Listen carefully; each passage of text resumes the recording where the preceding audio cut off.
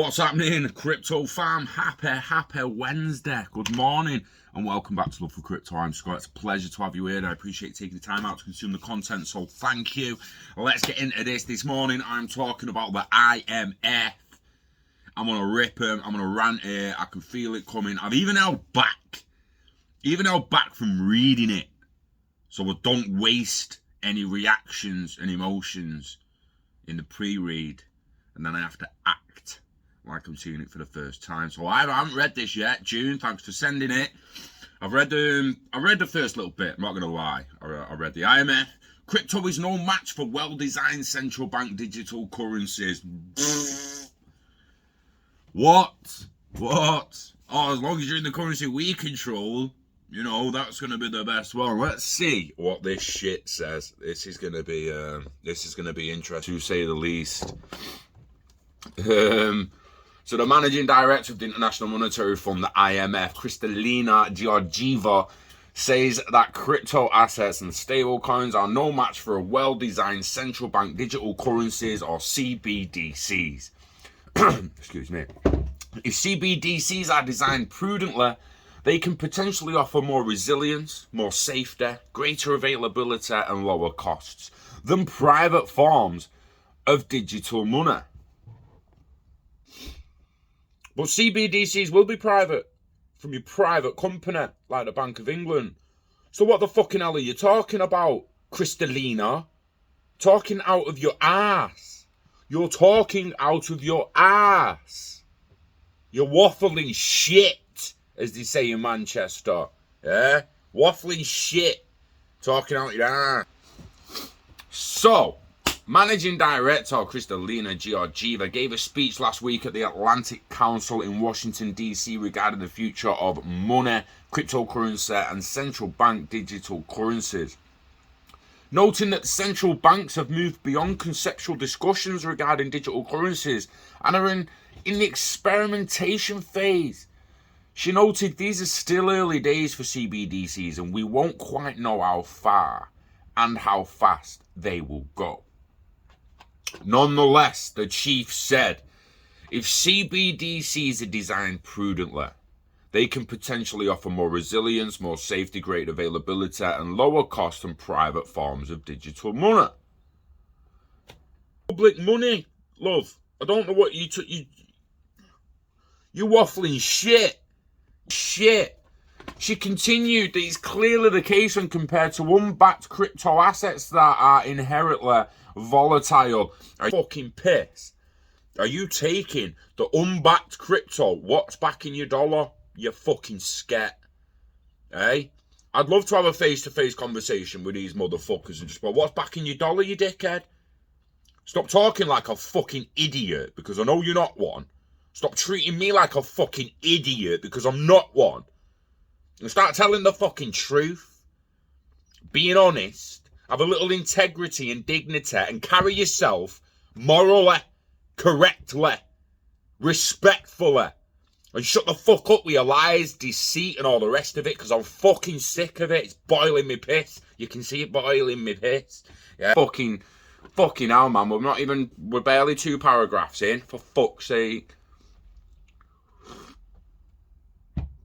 And even the better managed and regulated stablecoins may not be quite a match against a stable and well-designed central bank digital currency. Stop lying. Stop fucking lying. The IMF boss said that around 100 countries are exploring central bank digital currencies. She mentioned the sand dollar in the Bahamas, a proof of concept by Sweden's Riksbank and the ECNY in China. In addition, she recognized that the US Federal Reserve issued a report on CBDCs last month. Georgieva revealed the IMF is deeply involved in this issue, including through providing technical assistance to many members. An important role for the fund is to promote exchange of experience and support the interoperability of CBDCs. She proceeded to share some of the lessons learned from various central banks from their digital currency efforts. Firstly, she said there's no universal case for CBDCs because each economy is different. So central banks should tailor plans to their specific circumstances and needs. Rephrase that to what it actually means to the people at the top of the shop who she's actually speaking to. There's no universal case for CBDCs because each economy and the people within it are different. So do whatever you have to do to control your people and the money they control, and keep it in your control with specific circumstances and needs that tailor to your plans. Fuck the people, you might as well have put. Do whatever you can to fuck the... Secondly, she stressed that financial stability and privacy considerations are paramount to the design of CBDCs. The IMF chief noted in many countries, privacy concerns are a potential deal breaker when it comes to CBDC legislation and adoption. So it's vital that policymakers get the mix right.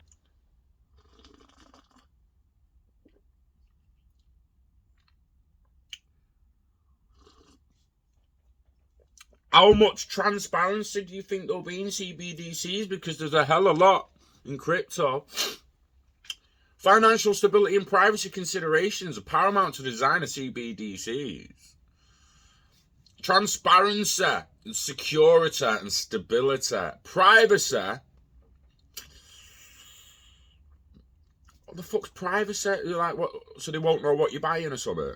Like, they don't know what you're buying. That's the privacy you want, because it's the only privacy you've got at the moment. I'm literally like, I'm sorry if people don't understand this, but Visa and your debit cards track every single payment you make. Do you know, it's surprising, and I'm not sure if you knew this, but that's how them payments appear on your bank statement. Isn't that mad? So your Visa tracks your payment, and the payment actually appears on your bank statement, so your bank and Visa are tracking it. But I want you to go to that payment. Let's go and spend on your card or something at Tesco now, or go into your bank statements and look at a card payment. It was tracked. The time, the place, the actual fucking vendor. It'll have like an IP, like the fucking address of the vendor. The actual fucking machine that the card was contactless with or chip and pin with. Do you know what it won't tell them? It won't tell them what you actually bought. That's the difference. That like Visa will not tell. It won't show what you bought. Your bank statement won't show what you bought. Your bank don't know what you bought. Visa don't know what you bought. They just know what you spent and where you spent it. That's your current privacy. How's crypto any different? Except they're likely going to know what people are spending shit on, but if you don't know whose wallet it is, excuse me, if you don't know whose wallet it is, then you don't know who spent it. But you know what was spent, potentially know what it was spent on. You just don't know who spent it unless you can track the wallet. It's fascinating. And it's interesting to see it put the way these put it. Thirdly, she stressed the balance between developers on the design front and on the policy front. In conclusion, Georgieva said, the history of money is entering a new chapter. Countries are seeking to preserve key aspects of their traditional monetary and financial systems while experimenting with new digital forms of money. Do you know what I'd get rid of central banks. I'd get rid of central banks. Why the fucking hell do we need them? If a central bank needs to switch its money from private, because of private currencies that they said at the top, these private currencies don't work. Private currencies don't work. So why are we still got fiat private currencies? Yeah. They're talking out the fucking ass, mate. She's literally talking out like...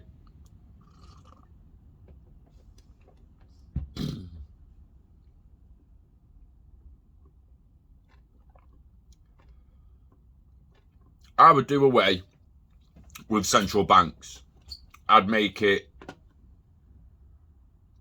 I'd decentralize them. I'd decentralize them, a DAO. Make every single central bank on the planet a DAO right now. And then let's start voting to see where it goes. And it would become a public community coin, not your private shit. They're ripping private shit while telling you, pointing you to different private shit. They're like, don't eat this shit.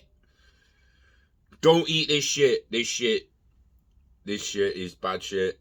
This shit's really bad shit. Private shit. Don't eat that private shit. Eat this private shit. This private shit is the shit. Jesus. Because I'm telling you, if CBDCs are designed prudently, they can potentially offer more resilience, safety, viability, lower cost than private forms of digital money.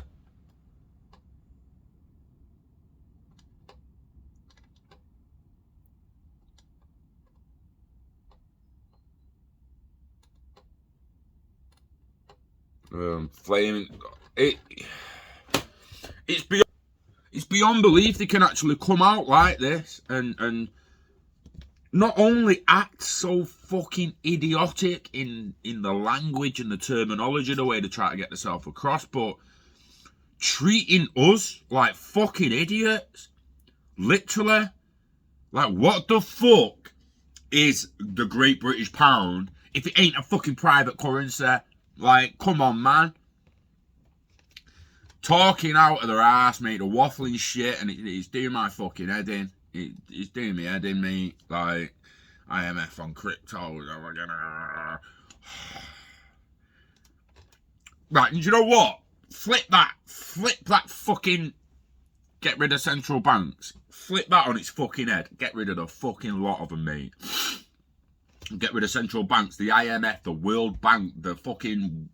The World Economic Forum, the fucking lot, the United Nations, fucking tear a lot of it down and rebuild it as DAOs.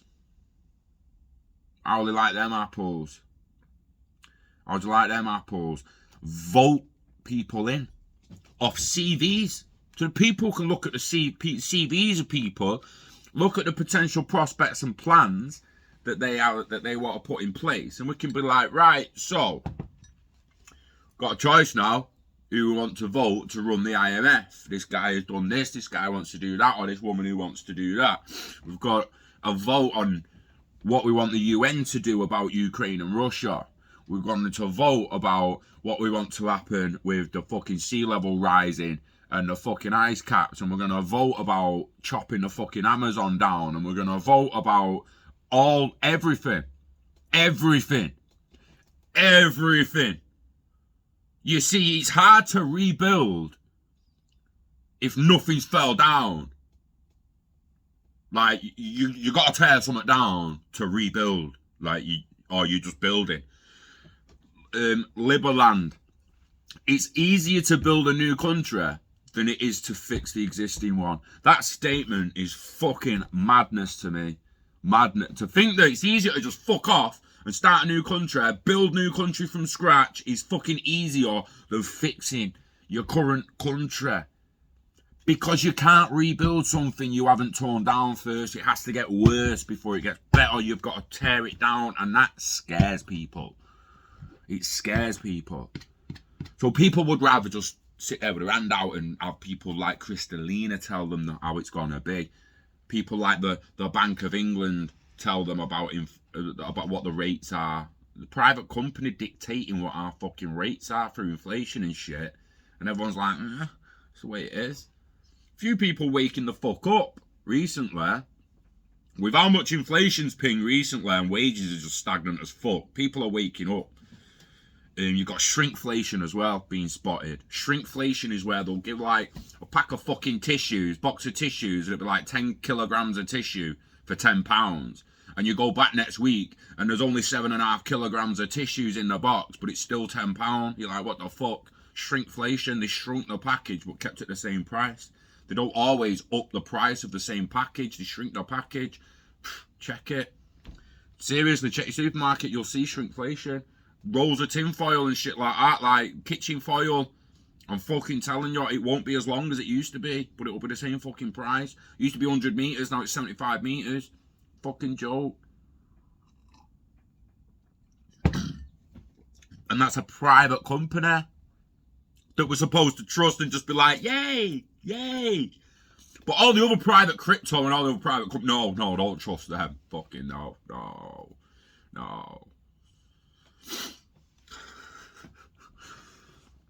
Be careful how much value you put in CBDCs, because I'm fucking telling you now, that is instant payment shit for me. That's like bish bash bosh. It's going in CBDC, it's going straight out to someone else. There's absolutely no way you're keeping your life savings in CBDCs or stablecoins. You're just not going to do it. It doesn't make sense. Also, these are the coins they will be able to freeze. People talking about, oh, they'll freeze your funds and all that. They can't freeze your XRP. They can't freeze your crypto. If it's in your wallet and you want to send it somewhere, you can send it somewhere. They can start blacklisting you with validators, but you can literally just create your own validator and gateway and send it yourself.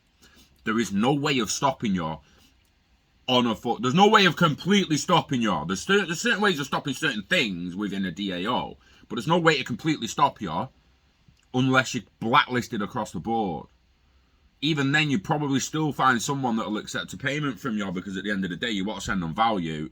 You're going to be like, yeah, go on then, send me value. Send it to that private one, Monero.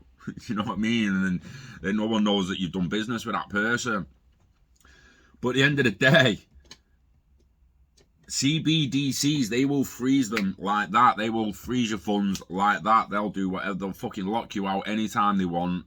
They'll change the rates anytime they want. Yes, order books will play a part in the value, but at the end of the day, inflation's going nowhere, because it's made them multi-billionaires. And soon to be trillionaires is coming. World's first trillionaires coming in the next 10 or 20 years. People need to be ready for that, because it's going to happen. Being a millionaire is not even rich anymore. Imagine that. It's not even. You're not even rich, mate. You win 9 million on the lottery these days. You're not rich. You're rich compared to me. Who the fuck am I? Like, yeah, you're rich compared to some knobhead. You're going to stand next to Elon Musk with 9 million, mate, and say you're rich. Get the fuck out of here. It's not rich anymore. Not rich. Not Richie Rich. Richie Rich, the film Richie Rich. Millions back in the day, that. Probably a couple of bill. Do you know what I mean? It's what I'm getting at. Richie Rich's parents now, they wouldn't have 2, 3, 4 billion. They'd have fucking 100 billion. 50 billion and shit. That's rich. Billions. That's fucking rich. Yeah. Go to stick your 9 million up your ass on your fucking desert island. Desert island? Who came up with that term? Fucking cretin. Anyway, ranting, I'm just waffling shit now myself, so fuck the IMF. Fuck them. Ignore the bitch. Yeah, called you a bitch. Deal with it.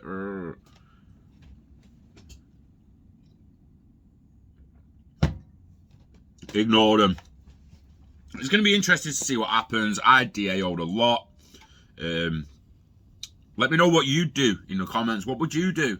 Would you force the Bank of England to go public and let people buy stakes and shit and become a DAO with a proof of stake network that has GBP CBDCs on it, as well as all the other staked value? It would be interesting, because imagine the Bank of England say, oh, come and store your Bitcoin with us and we'll give you the same amount of value in CBDC to go and spend. It'll be hedged against your Bitcoin.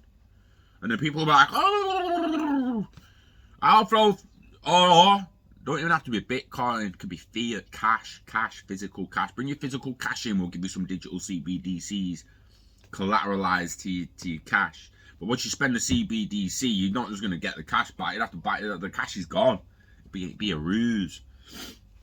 Let me know how you think it's going to play out in the comments, because it's going to be extremely interesting. Fuck the IMF. Fuck stablecoins.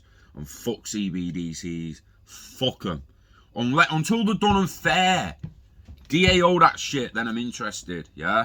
On that note, invest in yourself, invest in the internet of value, live long and not a lot, never let it go, get it staked, get it baked, look after the pot till the pot looks after you. Wishing health and happiness to you and yours. Love crypto.